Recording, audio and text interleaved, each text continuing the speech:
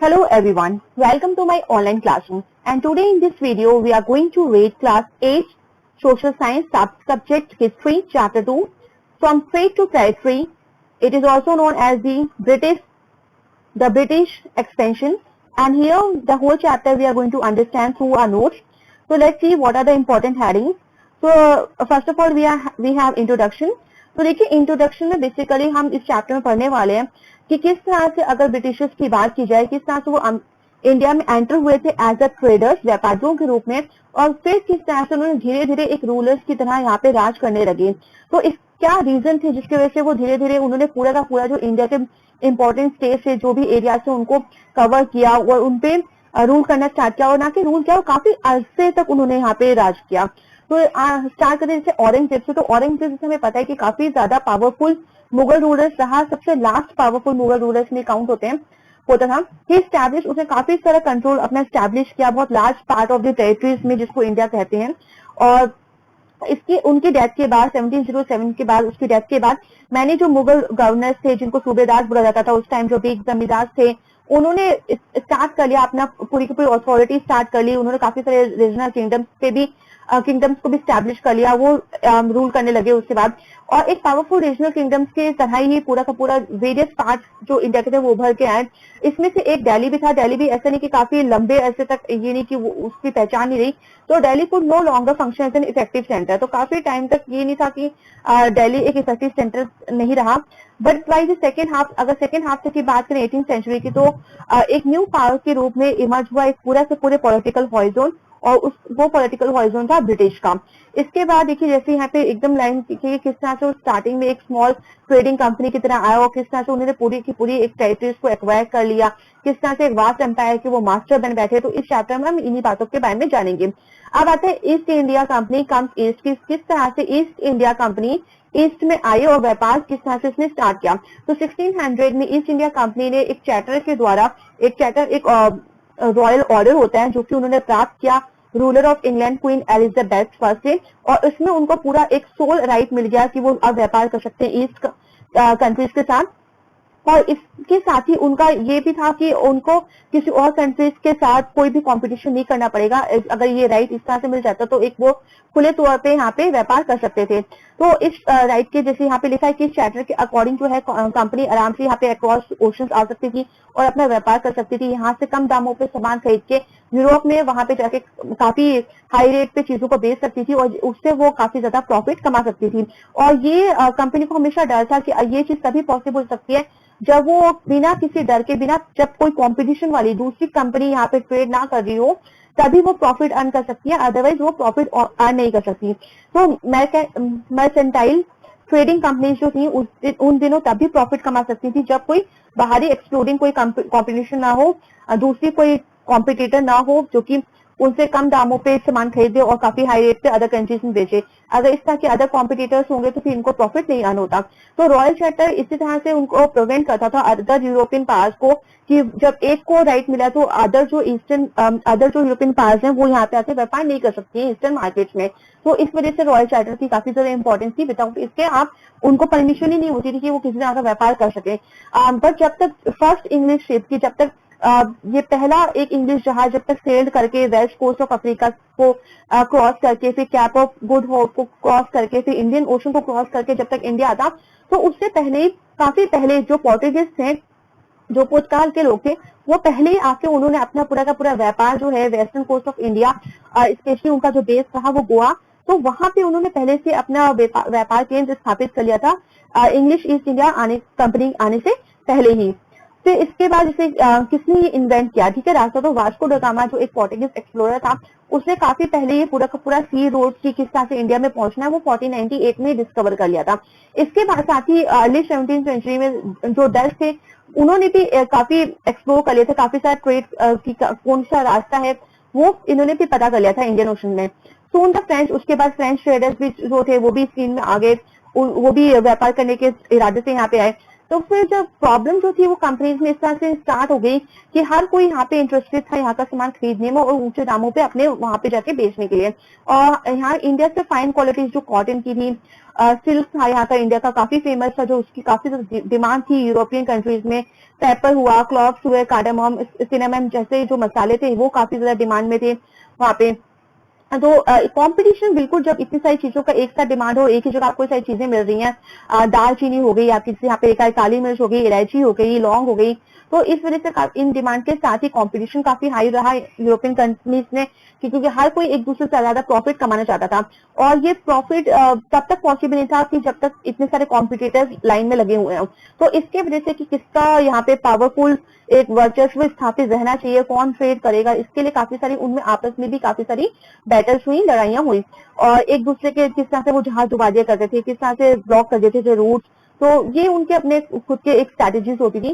फिर धीरे धीरे इसी तरह से ट्रेड के साथ ही, ट्रेड के साथ आर्म्स और वेपन्स भी आने लगे, कि कैसे वो अपने जो फोर्टिफिकेशन करते थे, किलेबंदी करते थे, अपने इलाकों को बचाते थे ताकि ज्यादा वो प्रॉफिट कमा सकें। तो इस वजह से काफी ज्यादा मात्रा में उनके जो कॉन्फ्लिक्ट है वो लोकल रूलर्स जो यहाँ के इंडिया के थे उनसे भी काफी जो बातें बनने नहीं लगी, क्योंकि वो धीरे धीरे व्यापार के साथ जो है ये तरह के आर्म्स को भी लेके आने लगे।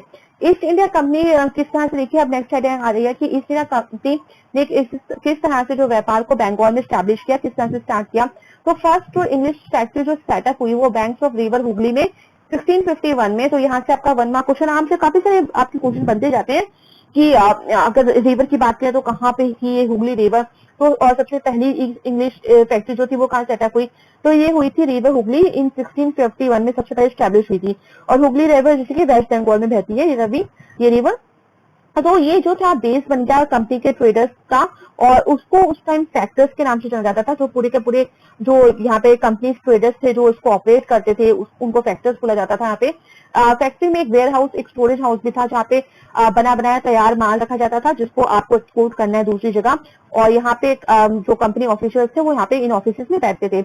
इसके साथ ही देखा जाए तो काफी ज्यादा ट्रेड एक्सपेंड हो गया, कंपनी के मर्चेंट्स और ट्रेडर्स से वो यहाँ पे आने लगे, फैक्ट्री के नियर सेटल होने लगे।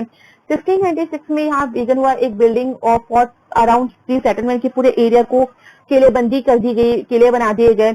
और उसके 2 साल बाद ही मुगल ऑफिशियल्स को रिश्वत देके, ठीक है, उनको रिश्वत देके इवन कंपनी ने जमींदारी राइट्स भी हासिल कर लिया 3 विलेजेस में। और इसमें से देखिए वन ऑफ दिस वाज, इनमें से एक था कालीकत्ता, जिससे कि बाद में ये सिटी काफी ग्रो हुई, जिससे बाद में इसका नाम हुआ कलकत्ता, और फिर आज इसको हम प्रोनाउंस करते हैं कोलकाता, इस नाम से आज हम जानते हैं। It also persuaded the Mughal empire Aurangzeb to issue a farman granting the company the right to trade duty free. इसके साथ ही जो मुगल एम्पायर औरंगजेब था उसने भी एक फरमान, जो एक रॉयल ऑर्डर होता है, वो ग्रांट किया था कंपनी को, कि कंपनी को पूरा एक अधिकार है कि वो फ्री ट्रेड कर सकता है, मतलब बिना किसी कोई टैक्स दिए वो trade free, trade duty free एक तरह से बिजनेस कर सकता है बिना किसी टैक्स को दिए हुए। तो ये जो फरमान था इसमें सिर्फ औरंगजेब ने अधिकार दिया था कंपनी को, ना कि उसके जो ऑफिसर्स थे उनको। तो इसकी आड़ में क्या हुआ कि धीरे धीरे जो ऑफिसर्स थे वो भी अपना प्राइवेट ट्रेड स्टार्ट करने लगे, और वो भी बिना किसी कर को दिए हुए, बिना किसी ड्यूटी को दिए हुए, बिना किसी टैक्स को दिए हुए। तो इस वजह से क्या हुआ, धीरे धीरे जो एडमिनिस्ट्रेशन था औरंगजेब का उसको काफी लॉस होने लगा। और क्योंकि उनसे बोला गया कि आप टैक्स दो, पर उन्होंने मना कर दिया टैक्स देने से। तो इस तरह से काफी ज्यादा बोझ पड़ गया, क्योंकि रेवेन्यू इतना आने लेने लगा, इतना लॉस हो गया बंगाल में। तो इस वजह से देखिए नवाब जो थे बंगाल के, वो मुर्शिद कुली खान, वो चुप नहीं रहने वाले थे इस बात पे, और उन्होंने क्यों नहीं वो प्रोटेस्ट करते, तो उन्होंने प्रोटेस्ट करना स्टार्ट किया इससे रिलेटेड। तो अब हम ये नेक्स्ट कॉन्सेप्ट जो है वो पढ़ेंगे। तो how trade led to battles, तो किस तरह से ट्रेड के थ्रू धीरे धीरे बैटल्स, लड़ाइयां शुरू हो गई। तो 13वीं सेंचुरी में एक तरह का कॉन्फ्लिक्ट स्टार्ट हो गया कंपनी और नवाब के बीच में, और बंगाल में काफी से इंटेंसिफाइड सिचुएशन हो गई। और जब औरंगजेब की डेथ होगी उसके बाद जो बंगाल के नवाब थे वो भी फ्री हो गए इस तरह से, अपनी पावर जो सेल्फ उनकी ऑटोनॉमी थी उसको और उन्होंने क्रिएट किया, क्योंकि उनको अपनी अपनी रीजनल पावर्स जो थी उसको यूज करना था। तो इसमें जो एक नवाब थे मुर्शिद कुली खान, उन्होंने जिनके बाद राज किया अली वर्दी खान ने, उसके बाद सिराजुद्दौला जो थे वो यहाँ के नवाब बने बंगाल के। और ये ईच वन ऑफ दैम अगर देखा जाए तो तीनों के तीनों काफी स्ट्रॉन्ग रूलर रहे, और इन्होंने बिल्कुल रिफ्यूज कर दिया कि हम किसी तरह का कोई अधिकार जो है कंपनी को नहीं देंगे, कोई कंसेशन नहीं देंगे।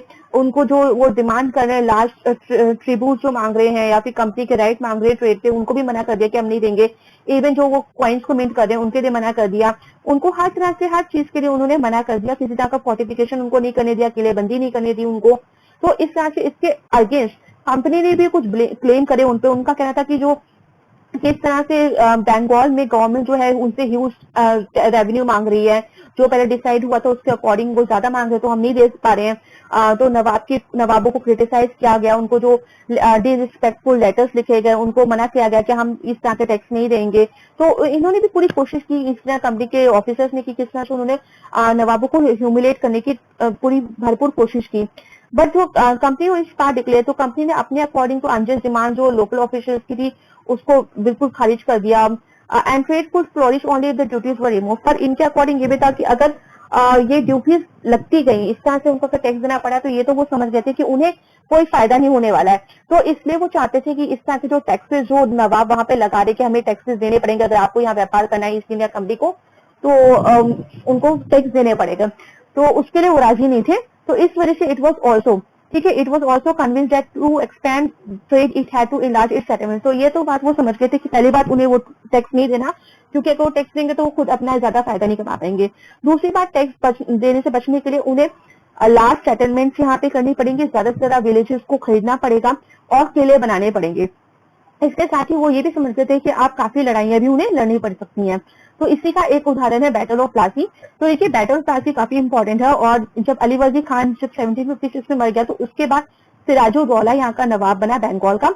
और कंपनी को काफी ज्यादा टेंशन होने लगी, क्योंकि उनको एक ऐसा रूलर चाहिए था जो एक परफेक्ट रूलर हो, एक कठपुतली रूलर हो, कि जैसा वो चाहे वैसे ही वो रूलर कर दे, ठीक है, अपनी मर्जी अपना दिमाग ना चलाए। तो इनको ऐसा एक रूलर चाहिए था, बट सिराजुद्दौला इसके जस्ट अपोजिट था, ठीक है। तो उसने काफी ज्यादा इन लोगों को स्ट्रिक्टनेस दिखाई और काफी सारी चीजों पे इन पे प्रतिबंध लगाया, जो कि कंपनी को कभी ये चीज भाई नहीं, उनको अच्छा नहीं लगा, और वो हमेशा सिराजुद्दौला के अगेंस्ट रहे। तो जो भी उसकी पॉलिसीज थी उनके खिलाफ रहे। तो इस तरह से एक बड़ा दुश्मन की तरह सिराजुद्दौला इनके लिए काउंट होता था। फिर सिराजुद्दौला ने कंपनी के देखिए किस तरह की चीजों को एकदम बंद कर दिया। पॉलिटिकल जो अफेयर्स थे जो कि डोमिनेशन कर सकते थे ये लोग आगे, और उसको बंद कर दिया। फोर्टिफिकेशन इनका रोक दिया गया। जो भी ये जो रेवेन्यूज दे थे उनको बोला गया कि आपको रेवेन्यू पे करना ही करना है। और काफी सारे नेगोशिएशन हुए, बट वो फेल ही रहे नेगोशिएशन। फिर नवाब ने जब ये सारे नेगोशिएशन फेल हो गए तो नवाब ने मार्च किया, क्योंकि कंपनी इन सब चीजों के लिए एग्री नहीं थी कि वो रेवेन्यू दे, तो उन्होंने तो पूरा रिफ्यूज कर दिया था। तो जब ये चीजें नहीं हो पाई तो नवाब ने पूरे अपने 30,000 सोल्जर्स के साथ इंग्लिश फैक्ट्री जो कासिम बाजार पे थी उस पर अटैक किया। उसके काफी सारे कंपनी ऑफिसर्स को कैप्चर किया। पूरा का पूरा जो वेयर हाउस था जिसमें सामान बना बनाया था और एक्सपोर्ट करने के लिए तैयार था, उसको पूरा का पूरा लॉक कर दिया। इंग्लिश जो मैन थे उनको डिसआर्म कर दिया, ब्लॉकेट कर दिया इंग्लिश शिप को। तो इस तरह से पूरी पूरी एक्टिविटीज सिराजुद्दौला ने की। अब ये भी समझना है कि ये देखिए इंग्लिश जो थे अंग्रेज थे वो भी चुप नहीं रहने वाले थे एक्टिविटी पे। और जब ये खबर मिली कि कलकत्ता में इस तरह से कंट्रोल जो पूरा का पूरा जो कंपनी पोर्ट है वहां पे सिराजुद्दौला ने किस तरह से कंट्रोल कर लिया, तो ये सुनने के बाद जो कंपनी ऑफिशियल्स थे मद्रास में, वहां से एक पूरी की पूरी फोर्स जो है वो भेजी गई कलकत्ता में एक नेवल एक्शन के थ्रू, किस तरह से इसको फिर से वापस लिया जाए। और इसका जो कमांडर था, लीडर कह सकते हो आप, जो उसने इसको पूरे के पूरे कमांड किया, उसका नाम था रॉबर्ट क्लाइव। तो इनका भी काफी इंपॉर्टेंट रोल वहां पे रहा। तो नवाब के अगेंस्ट ये इन्होंने पूरा का पूरा युद्ध एक तरह से लड़ा। उसको ही हम युद्ध को बोलते हैं 1757 का बैटल ऑफ प्लासी। तो ये ठीक है, जैसे लिखा है यहाँ पे रॉबर्ट क्लाइव ने इसको लेड किया था, कंपनी के आर्मी के ये लीडर थे, और किसके अगेंस्ट, सिराजुद्दौला के अगेंस्ट। तो ये इन दोनों के बीच यहाँ पे युद्ध हुआ। और प्लासी अगर देखा जाए तो प्लासी इनका अंग्रेजी में इन्होंने अनुवाद करा है प्लासी, अदरवाइज इसका हिंदी में एकदम करेक्ट प्रोनाउंसिएशन जो है वो पलाशी है। पलाशी जो वर्ड है एक पलाश ट्री है जिसमें एक ब्यूटीफुल रेड फ्लावर्स लगते हैं। और इन रेड फ्लावर्स से जो होली में हम लोग गुलाल यूज करते हैं, जो होली खेलते हैं उसमें गुलाल यूज करते हैं, वास्तव में वो इन्हीं फ्लावर से बनता है। तो वास्तव में इसका नाम पलाश है। और पलाशी और पलाश, क्योंकि ये पलाशी जो वर्ड है ये पलाश ट्री से आया है जिसमें रेड फ्लावर्स लगते हैं जो कि गुलाल बनाने में इस्तेमाल होता है। तो पर जब इन्होंने अंग्रेजों ने इनको यूज किया तो उन्होंने प्लासी कर दिया इसको, ठीक है। देखिए जैसे मैंने पहले बताया था कि कठपुतली जिसको दूसरे के इशारे पे चलाया जाता है। फिर इस तरह से नवाब की इसमें हार हुई क्योंकि जो इसका कमांडर था सिराजुद्दौला की फोर्स का जो कमांडर था मीर जाफर, उसने धोखा दे दिया था बैटल में। उसने युद्ध ही नहीं लड़ा। तो एक समझ सकते हैं जब एक इतनी बड़ी फोर्स जिसका कमांडर ही युद्ध में नहीं उतरा हो, तो वो उसने धोखा दे दिया, जिस वजह से सिराजुद्दौला, क्योंकि वो पहले से ही क्लाइव के साथ मिल गया था और वहां पे उसने एक वादा ले लिया था कि सिराजुद्दौला के बाद उसे वहां का नवाब बना दिया जाएगा बंगाल का। तो इस लालच में उसने यहाँ पे धोखा दिया और सिराजुद्दौला पकड़ा गया और उसको बाद में मार दिया गया। तो बैटल ऑफ प्लासी में सिराजुद्दौला की हार हुई। अदरवाइज अगर देखा जाए तो मीर जाफर अगर ये नहीं करता तो शायद ये जो इतना बड़ा उनका एम्पायर यहाँ पे क्रिएट हुआ वो शायद नहीं हो पाता। फिर सिराजुद्दौला के बाद मीर जाफर जो है वहां का नवाब बना बंगाल का, और एडमिनिस्ट्रेशन बिल्कुल वही समझिए कि जिस तरह से चाहते थे कंपनी, उस तरह से उनका एडमिनिस्ट्रेशन मिल गया, पपेट रूलर मिल गया। जो जैसे वो चाहते थे कंपनी ऑफिसर वैसे मीर जाफर करता था। अगर कभी वो कंप्लेन करता था तो एक बार ऐसा भी हुआ कि मीर जाफर ने प्रोटेस्ट करने का चाहा क्योंकि कंपनी बार बार उसी से टैक्स मांग रही थी उल्टा। तो जब इतना नहीं हो पाया तो जब मीर जाफर ने प्रोटेस्ट किया तो कंपनी ने उसको हटा दिया और उसकी जगह मीर कासिम को वहां का नवाब बना दिया बंगाल का। मीर कासिम ने भी इसके साथ ही देखिए, मीर कासिम ने भी जब कंप्लेन करी तो उसको भी बैटल ऑफ बक्सर 1764 में जब बैटल हुआ एक बक्सर में, उसको तब यहाँ पे मीर कासिम की हार हो गई और फिर से मीर जाफर को यहाँ का नवाब बना दिया गया। इसके बाद जो नवाब क्यों इसको दोबारा बना दिया, क्योंकि फिर इसने फिर एग्री कर लिया कि मैं कंपनी को, क्योंकि एक होता था कि एक रिश्वत के तौर पे कि हाँ आप मुझे गद्दी दे दो तो मैं आपको इतना पैसा दे दूंगा, तो इस लालच में कंपनी ने इसको फिर से वहां का नवाब बना दिया। और इस बार इसने प्रॉमिस किया कि ये 500,000 एवरी मंथ, हर मंथ जो है कंपनी को इतना बड़ा अमाउंट देगा, जो कि अमाउंट ये जो है फोर्स पे वो लोग खर्च करते थे, वॉर्स वगैरह में जितना भी खर्चा होता था। और इस तरह से और भी डिमांड हुई कंपनी की कि हमें ट्रेड में और छूट चाहिए, हम कोई भी टैक्स नहीं पे करेंगे। तो देखिए कितना टाइम एकदम चेंज हो गया कि सिराजुद्दौला के टाइम में बोला गया था कि कंपनी उनको पैसा देगी, अब किस तरह से पूरी की पूरी जो कंडीशन थी वो अपोजिट होगी कि जो नवाब थे बंगाल के वो कंपनी को ही उल्टा पैसा दे देते। तो मीर जाफर के जब ये डाइड हो गया 1765 में, तो जो कंपनी का पूरा मूड चेंज हो गया। उन्होंने किस तरह से जो भी वर्क किया था, जो पपेट वाला जो काम था वो किस तरह से उनका फेल्ड हो गया। क्लाइव ने डिक्लेयर भी किया था कि we must indeed become nawab artist, कि हम खुद क्यों ना नवाब बन जाए यहाँ से। तो फाइनली 1765 में Mughal empire appointed the company as the diwan of the provinces of Bengal. और जिस तरह से कि कितने पावरफुल जो भी राजा और महाराजा वहां पे थे मुगल एम्पायर के, धीरे धीरे खत्म ही होते गए। तो फिर लास्ट में इन्होंने शक्ति के बल पे कह सकते हो कि मुगल एम्पायर ने कंपनी को ही अपॉइंट कर दिया एज दी दीवान, क्योंकि अब वहां कोई भी नवाब नहीं बचा। तो यही बंगाल जो प्रोविंसेस थी उस टाइम, तो मद्रास, बंगाल और बॉम्बे थ्री प्रोविंसेस ज्यादा मेन थी। तो अब कंपनी, ईस्ट इंडिया कंपनी का पूरा का पूरा जो एक दीवानशिप उनको वहां मिल गई कि वो अब वहां के हेड बन गए बंगाल के, कि जिस तरह से जिस भी तरह चाहे वो वहां पे रूल कर सकते हैं। तो अब तो पूरी आजादी इनको मिल गई जब दीवानी इनके हाथ में आ गई। तो एक ओहदा मिल गया इनके कि ठीक है अब तो हमें पूरा राज ही करना है। तो इन्होंने वास्ट रेवेन्यू कलेक्ट करना स्टार्ट कर दिया। इनके लिए सोर्स बन गया बंगाल एक तरह का कि यहाँ से ज्यादा से ज्यादा टैक्स कलेक्ट कर सकते हैं। साथ ही बिल्कुल वही चीज फाइनली भी देखी जब स्टार्टिंग में 18th सेंचुरी के स्टार्टिंग में जब बिजनेस और ट्रेड एक्सपेंड हुआ तो पहले जब बिजनेस होता था तो एक्सचेंज में होता था कि यहाँ से आप मसाले लो और रिटर्न में आप यहाँ गोल्ड और सिल्वर दो, ठीक है ना। क्योंकि देखिए व्यापार में एक्सचेंज होता है तो मनी उस टाइम करेंसी तो होती नहीं थी, तो लोग व्यापार किस तरह से थे, बार्टर सिस्टम होता था कि without the use of money exchange the things, ठीक है, exchange of things without the use of money, बिना किसी पैसों के चीजों को एक्सचेंज करने की चीजों के द्वारा ये लोग व्यापार करते थे। तो यहाँ से स्पाइसेस खरीदते थे और बदले में यहाँ पे गोल्ड और सिल्वर देते थे। बट अब ये चीजें कम हो गई क्योंकि अब ये फ्री ऑफ कॉस्ट ही एक तरह से हर चीजों को ले जाते थे और धीरे धीरे जो इंडिया का गोल्ड वोल्ड था वो भी सब यहाँ से लूट के लोग ले गए। तो बैटल प्लासी में इसका अच्छा उदाहरण हमें देखने को मिला। साथ ही किस तरह से दीवानीशिप इनको मिल गई और धीरे धीरे फिर रेवेन्यूज भी कलेक्ट करने लगे, परचेज करने लगे, कॉटन से टेक्सटाइल भी यहाँ से इंडिया से, और इस तरह से मेंटेन रखने लगे।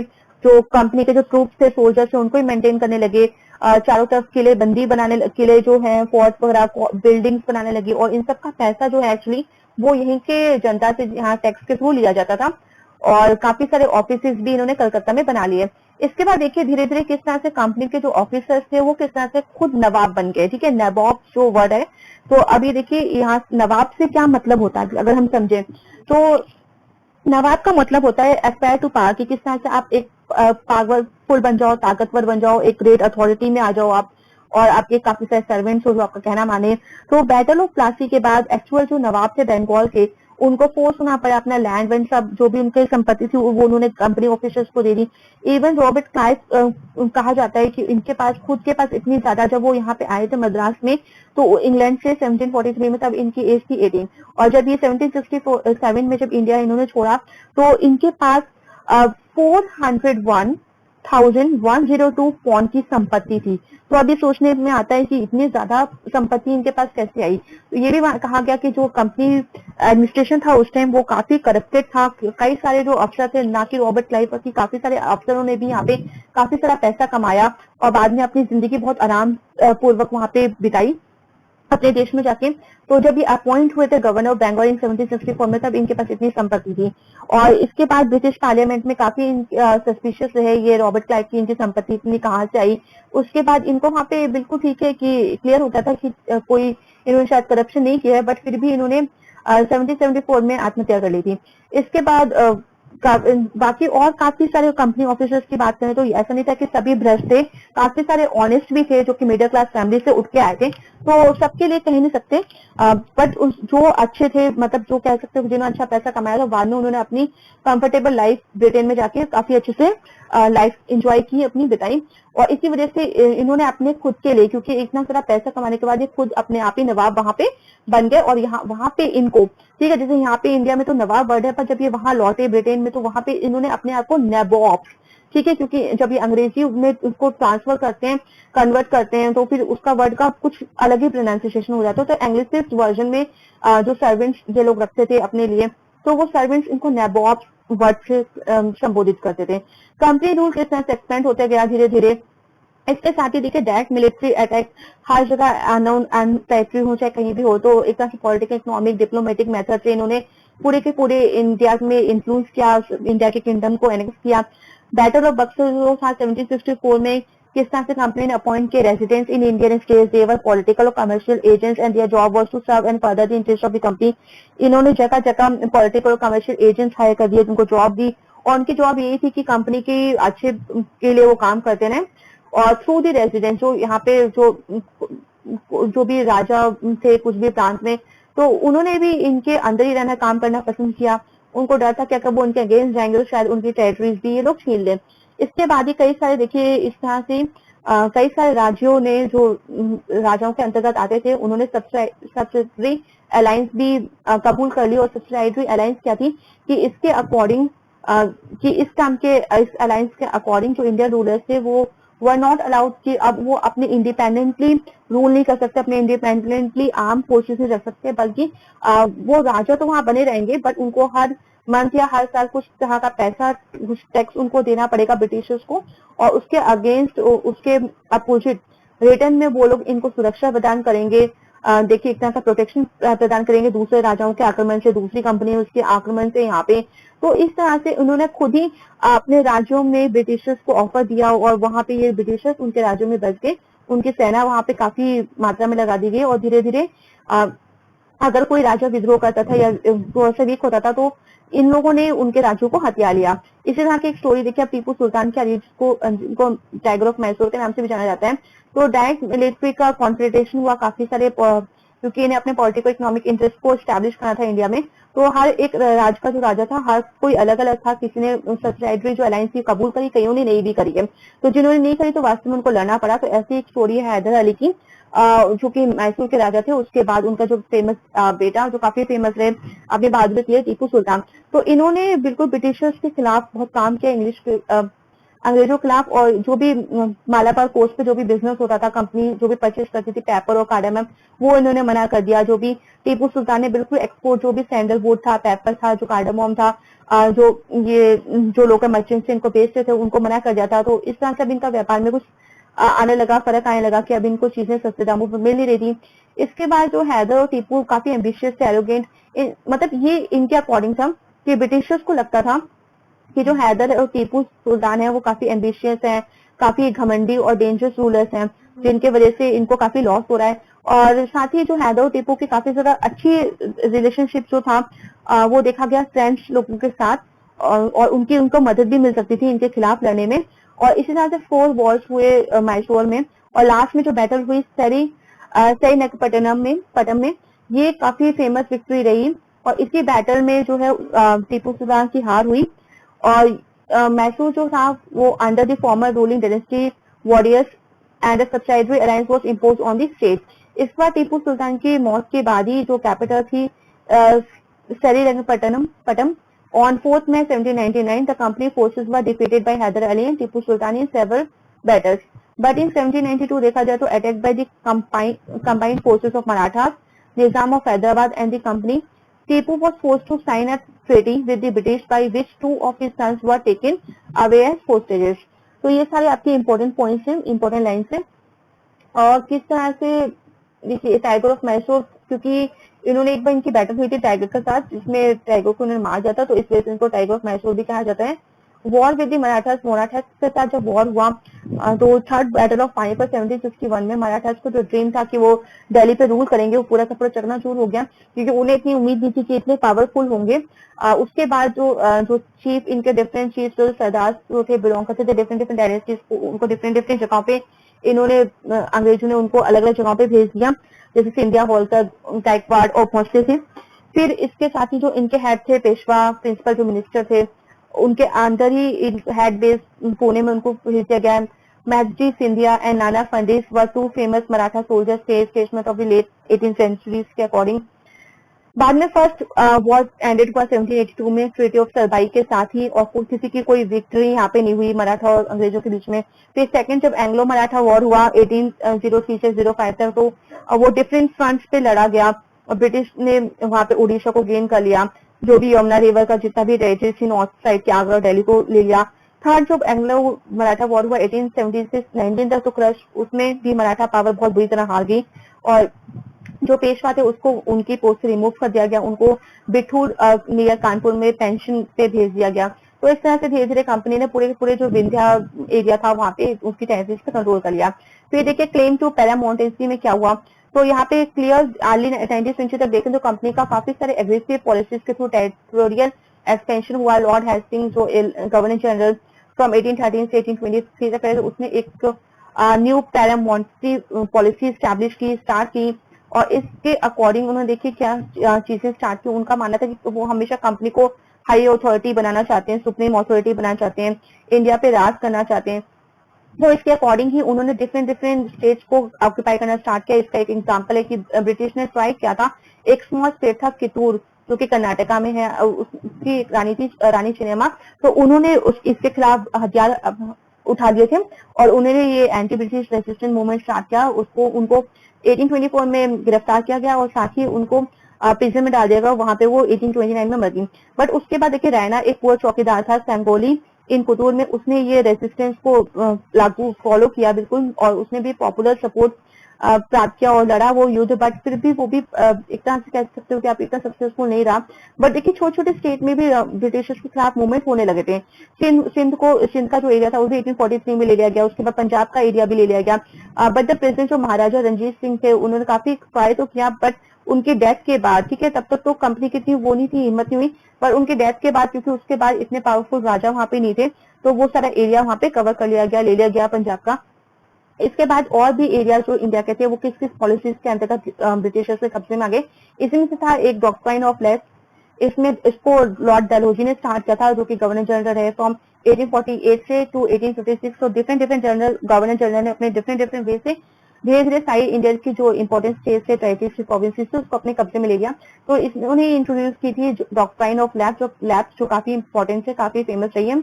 इसके अकॉर्डिंग अगर कोई इंडियन रूलर मर जाता है बिना किसी मेल हायर के, अपने वंश के बिना किसी मेल हायर के, तो उसका पूरा जो किंगडम होता था वो लैप्स हो जाता था, वो कंपनी टेरिटरी के अंतर्गत आ जाता था। इसी के अकॉर्डिंग उन्होंने सतारा, संबलपुर, उदयपुर, नागपुर और झांसी जैसी एरियाज को अपने कंट्रोल में ले लिया। इसके बाद फाइनली उन्होंने अवध पे कंट्रोल करना स्टार्ट किया, और अवध के लिए उन्होंने ये रीजन दिया कि इसलिए अपने कंट्रोल में ले रहे हैं इस एरिया को, अवध को, क्योंकि जो यहाँ का नवाब है उसका यहाँ पे गवर्नमेंट अच्छा नहीं है, मिस गवर्नमेंट है। बट ये बात बिल्कुल झूठी थी, क्योंकि वहाँ के लोगों को पता था कि कितना अच्छा नवाब का गवर्नमेंट था, कितना अच्छा नवाब जो था वो काइंड था लोगों के प्रति। तो इस वजह से काफी ज्यादा बड़ा रीजन रहा कि जब 1857 का रिवॉल्ट हुआ तो यहाँ की जनता ने पूरा सपोर्ट किया। आज के बाद न्यू एडमिनिस्ट्रेशन देखें तो वॉरेन हेस्टिंग्स जब गवर्नर जनरल बना 1773 से 1785 तो उसने काफी मैनी इंपॉर्टेंट फिगर्स पे काम किया। काफी इंपॉर्टेंट रोल इसका रहा फॉर एक्सपेंडिंग ऑफ कंपनी पास। और इसके लिए इसने पूरे एडमिनिस्ट्रेटिव सिस्टम को डिवाइड किया यूनिट्स में, प्रेसिडेंसीज में। और जिसे प्रेसिडेंसीज मैंने बताया था बंगाल, बॉम्बे और मद्रास, तो उस टाइम 3 प्रेसिडेंसीज थी। और इसमें हर एक प्रेसिडेंसी का अलग अलग गवर्नर घोषित कर दिया था जो वहां पे रूल करता था, जो हेड होता था, एक एडमिनिस्ट्रेशन को पूरे चलाता था, सुप्रीम हेड होता था गवर्नर जनरल। और वारेन हेस्टिंग जो था वो फर्स्ट गवर्नर जनरल था जिसे इंट्रोड्यूस की थी काफी सारी सेवरल एडमिनिस्ट्रेटिव रिफॉर्म्स और in the sphere of justice की किस तरह से जस्टिस को भी करा जाए।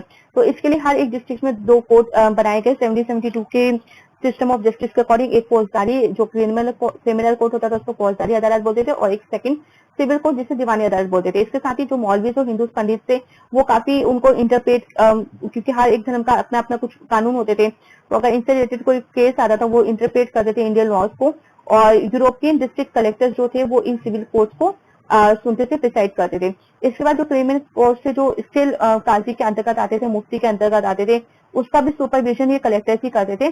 काजी जो था एक जज था, मुफ्ती था जो jurist Muslim committee responsible for expounding the law that the Qazi would administered. और इसके बाद देखिए इम्पीचमेंट क्या होता था। इम्पीचमेंट जो ट्रायल, अगर किसी की तरफ कोई भ्रष्ट आरोप लगता था मिसकंडक्ट का, तो उसको उसके पोस्ट से हटा दिया जाता था इंग्लैंड में, ठीक है। जो उनका आप कह सकते हो जो हायर, जैसे हमारे यहाँ पे लोकसभा राष्ट्र होते हैं तो जो हायर जो उनका हाउस होता था, हाउस ऑफ लॉर्ड्स में, तो वहां पे इम्पीचमेंट चलता था जब एक ऑफिसर्स को उसकी पोस्ट से वहां पे हटाया जाता था।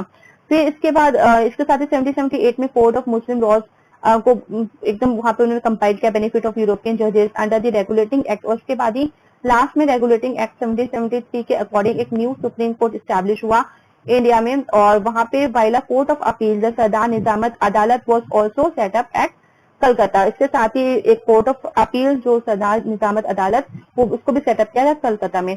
इस पर आता है कंपनी का रूल। तो अगर कंपनी का रूल के अकॉर्डिंग देखें तो बिल्कुल इन्होंने अपनी सेना को भी काफी स्ट्रॉन्ग रखा। जैसे मुगल आर्मी में कैवलरी जो फोर्सेस थी पूरी सवार की होते थे, ट्रेन सोल्जर्स होते थे, हॉर्स बैक पे इन्फेंट्री होती थी जो, और पैदल जो फुट सोल्जर्स होते थे वो सब तैयार होते थे। इन्होंने ट्रेनिंग दी आर्चरी की, तीरंदाजी की, स्वाड की, किस तरह से यूज करना है। तो क्योंकि अगर मिलिट्री अच्छी होगी तो फिर बिल्कुल आप डोमिनेट कर सकते हो। रूरल एरियाज के भी काफी सारे जो पीजेंट थे, किसान थे, उनको भी जबरदस्ती सेना में भर्ती किया, ट्रेनिंग दी गई उनको।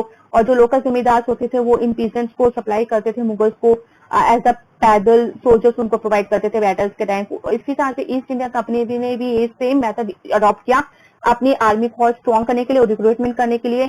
जो किसान होते थे उनको जब फौज में भर्ती किया गया, उनको आर्मी में जब भर्ती किया तो उनको सिपाही बोलते थे। सिपाही मतलब हिंदी में हम लोग सिपाही, जो सोल्जर होता है उसके सिपाही वर्ड इस्तेमाल करते हैं, और जो ब्रिटिशर्स थे उसको सिपाही बोलते थे सोल्जर्स को।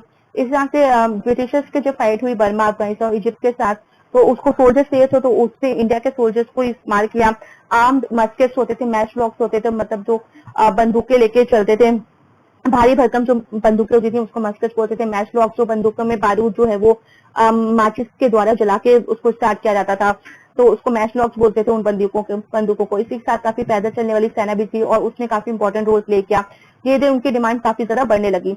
इसके साथ ही 19th सेंचुरी में देखा जाए तो ब्रिटिश ने काफी डेवलप यूनिफॉर्म मिलिट्री कल्चर को अपनाया, और किस तरह से जो बोला ना कि फुट पैदल चलने वाले सैनिकों की ज्यादा यहाँ पे डिमांड होने लगी, और जिनकी सप्लाई काफी मात्रा में इंडिया से हुई भी।